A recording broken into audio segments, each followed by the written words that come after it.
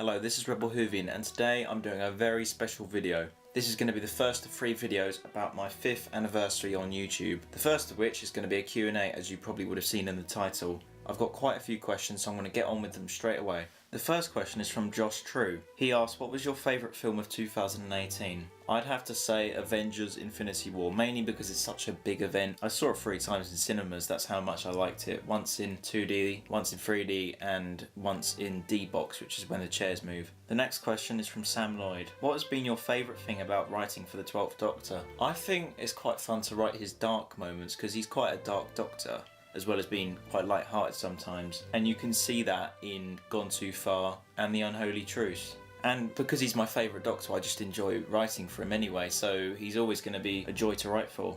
The next question's from Isaac Whitaker-Dakin. Favourite music from Murray Gold? Can be Doctor Who or any spin-off he composed. I do like The Source from The Doctor's Daughter in Series 4, that's quite a nice track. I also like Never Tell Me the Rules from the Time of the Doctor soundtrack.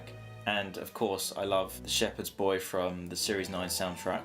The next question is from Aidan O'Connor. What do you want to see from Series 12 and how is FA going? In Series 12 I just want to see 2-parters, a story arc, an episode with the Doctor just on her own, a bit like Midnight and Heaven Sent, and more returning monsters because I always like to see returning monsters. And FA is going quite well. I've taken a small break but I'm working on something at the moment which some of you do know about but the majority don't know about, so there's that to look forward to.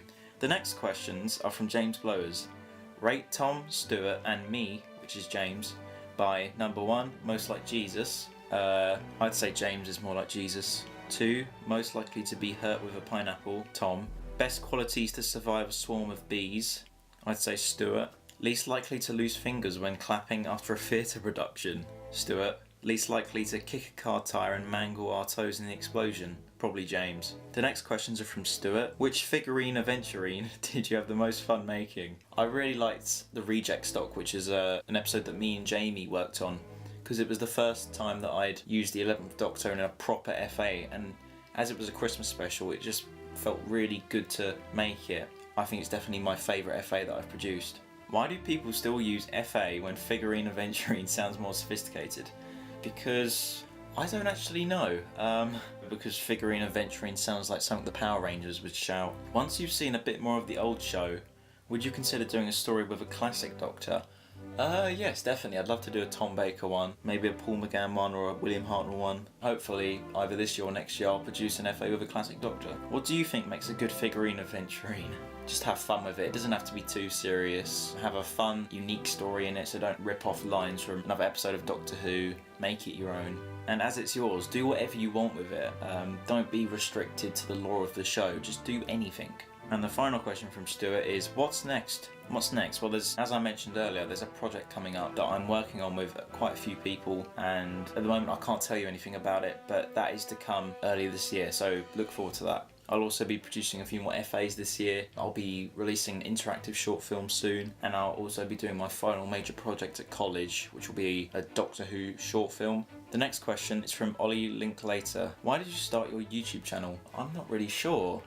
I just did it on a whim, to be honest. Although people like DWT or DWFA did inspire me with their FAs, and I wanted to make FAs and Doctor Who videos, so I thought I'd create a YouTube channel, and that's how it started. The next question is from Meme Man. What kind of music do you listen to? I like 80s music, Tears for Fears. I like the Hoosiers, and of course, I love Queen. This next question is from Blue. For your 12th Doctor FA, why did you use a Claudia figure from Primeval and not a Clara figure? The reason I did that was because I didn't have a Clara figure at the time, and because the only way to get it was in a £30 set, which was the Impossible set. Got quite a few questions from A World of Its Own. Do you think these newer audio adventures by people like Miles will become the spawn of figurine adventurines, and any plans on making one, or will you stick to figure adventures? I think audios are becoming a big thing now. I've seen a lot of people doing them, and personally I'd love to do one because you can do anything with it, to be honest, because you are not restricted to creating it visually, and you also have the challenge of creating an image without visuals and just sound, so I think that'd be quite interesting and fun to do. Are you collecting the newer Blu-ray classic releases? I'm not, but I wish I did. I missed out on the season 12 one, but I'm going to start getting them and try and collect them all. Which other series should be released next? I'm not sure. The season with Carnival of Monsters in it, because that's the only John Pertwee story I've watched, and that was really good in my opinion, so I'd love to get that on Blu-ray. What colours do you associate with numbers 1 to 9? 1 is 100% red and 7 is 100% green. No, I'd say 1 is green, actually. 2 is orange, 3 is yellow, 4 is cyan, 5 is orange, 6 is a really dark green, 7 is purple, 8 is magenta, and 9 is black. And lastly, career aspirations. I'd love to be a director or camera operator, anything in the film industry, as I just love it so much. These next questions are from Jonathan Vlogs. Congrats. If you could bring back any companion to feature alongside the 13th Doctor, who would it be? K9. This next question is from Delta and the Bannerman. Great name. Are you going to do season 2 of the 12th Doctor, or are you going to move on to another Doctor? I'm not even sure if I'm going to do a season 2. I might just do individual episodes, because doing a whole series takes up a lot of time. But when I do one-off FAs, I will probably still use the 12th Doctor for most of them. But as I mentioned earlier, when I watch Classic Who, I would like to make FAs with classic Doctors like Tom Baker. The next question's from Dan Buttocks. Another great name. How many shrimps do you have to eat before you make your skin turn pink?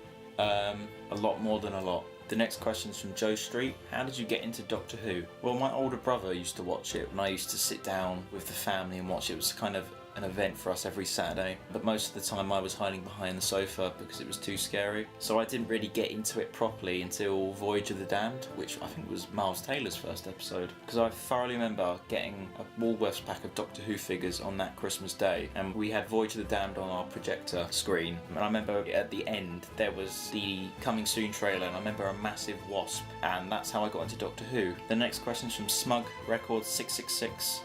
What was it like meeting Peter Capaldi? It was amazing. I've always wanted to meet him, so when they announced him for LFCC, I was thrilled to bits and brought a ticket straight away. The only problem was it was a quick hello and then walk away, because he had to get through so many people.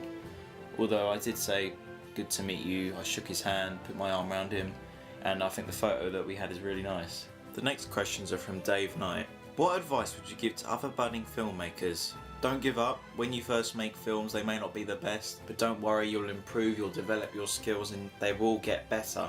Just don't give up. Don't let anyone tell you that you can't do something right. Never be afraid to do something different, and be extraordinary. Has the way you approach an FA changed at all since you started? Yes, the first ever FA I made didn't have any stop motion in at all. After that, I also did Just Weeping with just still pictures and no stop motion.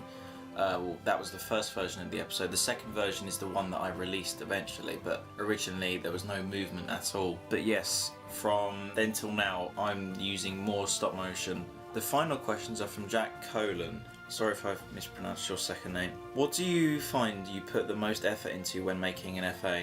I think either the script or editing. I mean, I edit down to the most minute detail. If something's not right, I will go back and edit it, even if it takes another hour or 5 hours to render it again. I want to get it right because I'm a bit of a perfectionist. So yeah, editing is what I put most effort into, but also filming as well, because it takes so long. Is there a dream story you'd love to produce, irrespective if you plan to or not? I'd love to do a 12th Doctor and Auton story, because he hasn't had one in the show, and I think that'd be pretty cool. If I'm honest, I just want to do a story with other Doctors and try them out and see how well I could write them for FAs. And finally, is there a custom that, if you were to make it, would open up new story opportunities? Well, maybe the Veil, because I really like that design and I'm tempted to make a custom of it, because I'd love to recreate scenes from Heaven Sent, as it's one of my favourite episodes. Also a Santa robot, because I could use that for a Christmas special. And that's all the questions. Thanks for watching. I hope you've enjoyed this video. I've definitely enjoyed recording this and answering your questions. Remember to comment, like and subscribe,